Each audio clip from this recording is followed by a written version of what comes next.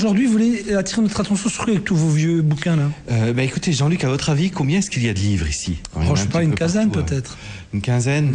Une vingtaine, je dirais. C'est quoi les livres que vous voulez? Montrez le dessus là, le premier bouquin à droite. Non, je vous montre celui-là. C'est quoi? Ça, c'est Descartes. Et l'autre, le rouge, c'est quoi? Je vois pas d'ici.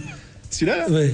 C'est quoi? Montrez à nos amis téléspectateurs, c'est quoi? Mars et Vénus. Mars et Vénus, et puis en dessous, le sous-titre, c'est bien connu. Non, allez. Et puis le prochain, c'est quoi? C'est Fred Ullmann, la Déclaration universelle des droits de l'homme. Il y a Patrick Sabatier qui redemande son bouquin, si vous pouvez lui rendre aussi. Écoutez, vous l'avez là, je sais, dans cette bibliothèque là. Voilà.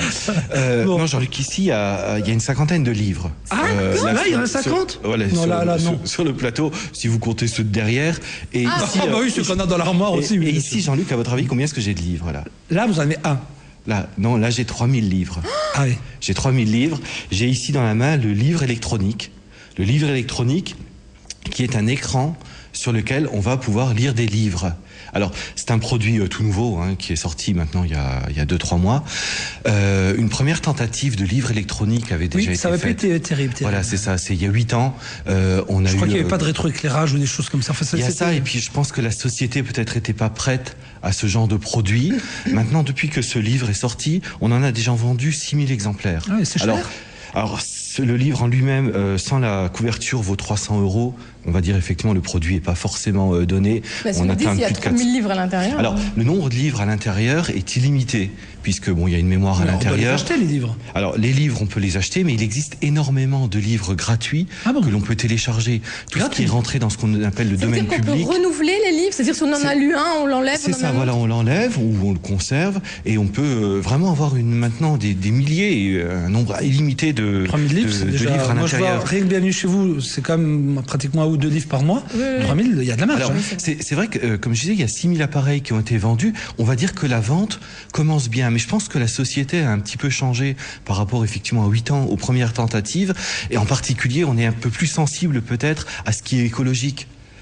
C'est vrai, grosso modo, on raconte... Non, il peut pas déjà être en retard, il n'a pas commencé. Si, il est déjà en retard. Donc bon. Alors, je suis enchaînant, alors. Oui, vous savez combien de livres on fabrique avec un arbre? Avec un arbre? Avec un arbre. Non, en page, vous m'aurez demandé en page, je peux vous le dire. Alors en page, allez. 10 000 pages. Voilà, on fait à peu près 10 000 pages avec un arbre, donc ça veut dire à peu près 300 livres. Quel genre d'arbre? Quelle grandeur? Quel poids? Un arbre normal et moyen, voilà, un arbre standard. Je vais vous dire. Donc c'est vrai qu'on a un peu plus cette conscience écologique maintenant, puisque voilà, là on a effectivement, on a le contenu, mais on n'a pas l'objet. Mais c'est quoi? Pourquoi vous avez ramené un lecteur de DVD ou je sais pas ce que c'est? Juste, voilà, là on est dans une première série de livres dématérialisés, on va dire. À côté de ça, on a maintenant aussi ce qui se développe pas mal, ce sont les livres audio. Oui, Marilyn en a un qu'elle affectionne particulièrement, c'est Le Paradis sur mesure là. Moi je le lis sur papier. Et ben voilà, c'est des petites histoires, c'est des histoires un peu originales, extraordinaires comme ça. Très rigolo à lire. Oui. Et là, c'est vrai qu'on très rigolo à lire. Vous l'avez lu? Oui.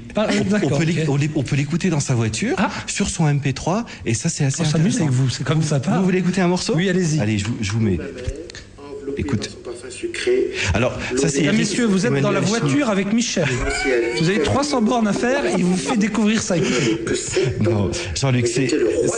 On écoute, on est. Arrière, maintenant, laissez-nous passer. Super.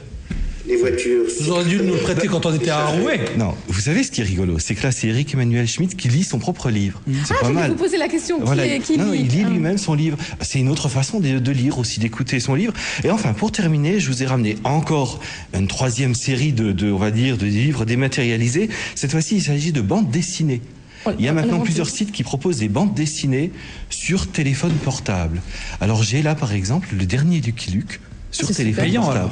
Alors ça c'est payant, ça vaut un petit peu moins cher que la BD papier, mais alors vous voyez on tourne les pages comme avec, alors là c'est sur l'iPhone, mais en gros ça marche sur tous les téléphones, on va dire Java, les téléphones de dernière génération, donc on tourne les pages simplement et on peut lire et emmener sa BD avec soi.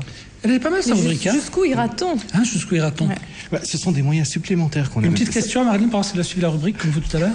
10 000 pages dans un arbre. Voilà, 10 000 pages dans un arbre. C'est juste.